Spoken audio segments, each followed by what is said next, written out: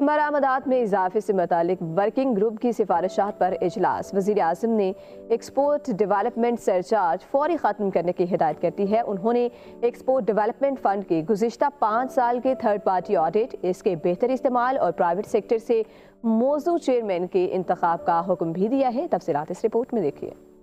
وزیر اعظم شہباز شریف کی زیر صدارت ملکی برآمدات میں اضافے سے متعلق اہم اجلاس۔ ذیلی ورکنگ گروپ کی تیار کردہ سفارشات پیش کی گئیں۔ وزیر اعظم نے ایکسپورٹ ڈیولپمنٹ سرچارج کو فوری طور پر ختم کرنے کی خصوصی ہدایت جاری کی۔ انہوں نے ایکسپورٹ ڈیولپمنٹ فنڈ کا گزشتہ 5 برس کا عالمی معیار کے مطابق تھرڈ پارٹی آڈٹ کروانے کا حکم دیا۔